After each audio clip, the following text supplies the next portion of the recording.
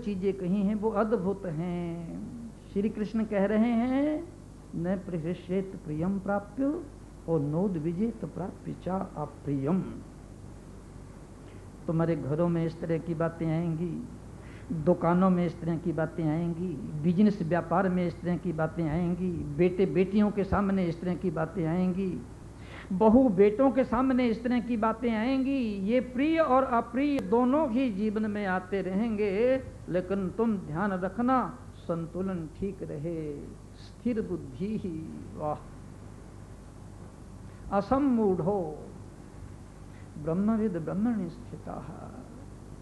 बुद्धि को स्थिर रखना। ये बुद्धि यदि डोलने लगेगी, डगमगाने लगेगी, कंपने लगेगी, हिलने लगेगी तो मामला बड़ा गड़बड़ा जाएगा। देखो, किसी अच्छे घर की, भले घर की और अच्छे घर की यदि कन्या और इधर उधर भटकने लगे और इधर उधर जाने लगे तो घर वालों को बड़ी चिंता होती है महाराज। अच्छे घर की कन्या, अच्छे कुल की कन्या, और वो यदि जहां चाहे वहां चली जाए, जो चाहे खा ले, जो चाहे पहन ले और जहां चाहे सो जाए, बड़ी चिंता होती है लोगों को। कैसे इसे अच्छा घर मिलेगा, कैसे इसे अच्छा वर मिलेगा। ये बुद्धि भी इसी तरह की है, कुलशील कन्या की तरह महाराज।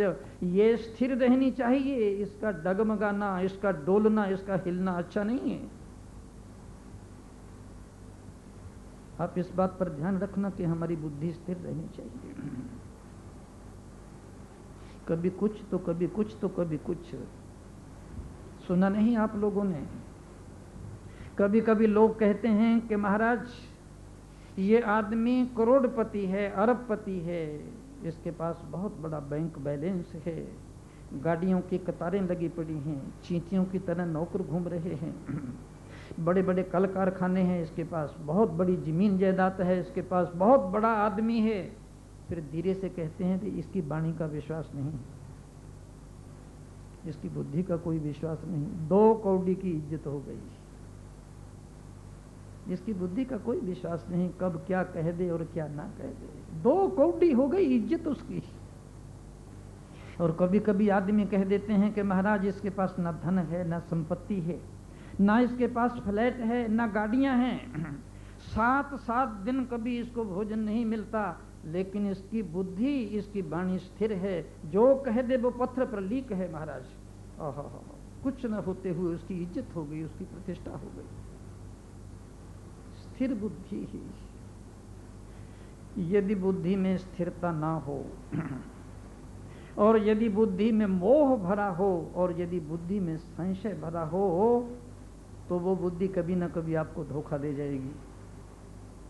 जो बुद्धि स्थिर नहीं है और जिस बुद्धि में मोह भरा है और जो बुद्धि संशय से ग्रस्त है, संदेह से भरी है, याद रखना वो कभी ना कभी एक्सीडेंट करेगी, ऐसा पटकेगी तुम्हें, तुम्हारी हड्डी पसलियां तोड़ तोड़ करके रख देगी, तुम्हारी जिंदगी को बर्बाद करके रख देगी। स्थिर बुद्धि, बुद्धि को थोड़ा स्थिर रखना। आज से 1000 वर्ष पहले भारतवर्ष में एक ईसाई फकीर, कैथोलिक, जिसका नाम सीलवेसियस था, वो यहाँ आया था। बड़ा अद्भुत आदमी था, बड़ा अनूठा आदमी था। भारतीय संस्कृति के प्रति उसकी बड़ी रुचि थी, बड़ा रुझान था। उसने यहाँ से बहुत कुछ, यहाँ के हिंदुस्तान के बड़े से राज और बड़े से रहस्य को समझा और हमारे धार्मिक जगत में गहरी पैठ थी उसकी। और यहाँ 10-11 साल रहा वो। मंदिरों में गया, मस्जिदों में गया, चर्चों में गया, गुरुद्वारों में गया, हिमालय में गया, गंगोत्री गया, जमुनोत्री गया, बड़े बड़े ऋषि मुनियों के साथ मिला वो। और जब वो जाने लगा तो हिमालय की कंदरा में एक फकीर से उसने कहा कि अब मैं अपने मुल्क में जा रहा हूँ, कोई अद्भुत अनूठी चीज मुझे दे दीजिए जो वहां जाकर मैं चमत्कार दिखाऊं। कहते हैं उस फकीर ने उसे मनुष्य की एक खोपड़ी दी जो तांबे से मड़ी हुई थी। फकीर ने कहा जो कुछ पूछोगे वही जवाब देगी तुम्हें ये। और सही निकलेगा जवाब। उस फकीर के सामने ही उसने जितने प्रश्न पूछे वो सारे के सारे सही थे। लेकिन उस फकीर ने कहा इसको खोल कर नहीं देखना, इसको तोड़ना नहीं।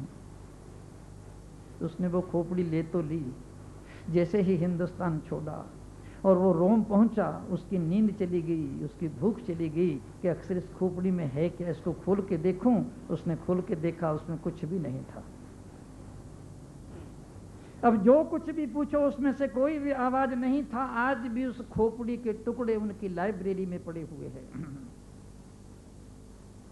वो बहुत रोया, बहुत चिल्लाया। उसने कहा मेरी अस्थिर बुद्धि ने और मेरी संशय भरी हुई बुद्धि ने और मेरी गोग्रस्त बुद्धि ने मेरे हाथ में आई हुई एक अलौकिक और दुर्लभ चीज को खो दिया।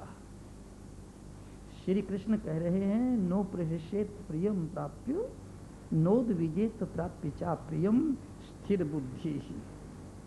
असमूढ़ हो, बुद्धि को स्थिर रखो, बुद्धि में मोह मत पैदा होने दो और बुद्धि संशयग्रस्त ना हो तो ब्रह्मविद ब्रह्मनिष्ठिता।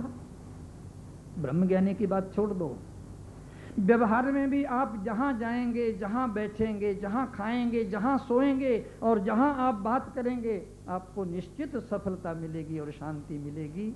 आज इतना ही, शेष कल।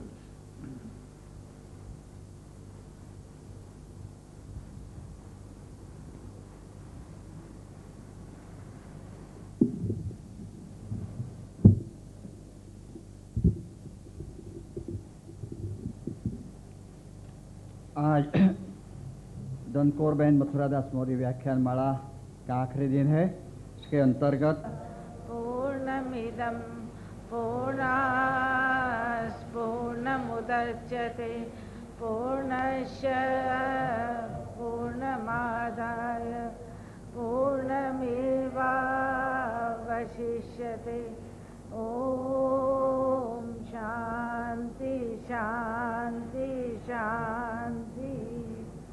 ओम भद्रं कर्णेभिः शृणुयाम देवाः भद्रं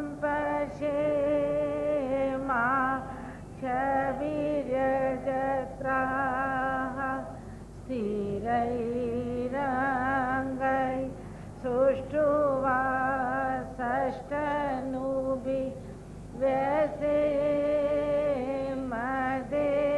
व्यसेमदेवहितं यदायु स्वस्ति न इन्द्रो वृद्धश्रवाः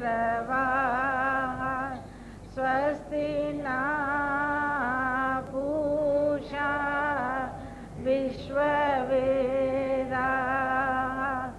स्वस्ति नस्तार्क्ष्यो अरिष्टनेमि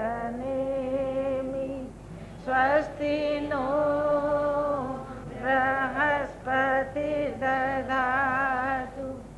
ओम शांति शांति शांति। आज स्वाध्याय भी आज इसी हॉल में होगा, तो स्वाध्याय बहन को यहाँ बैठे रहे। हरिओम।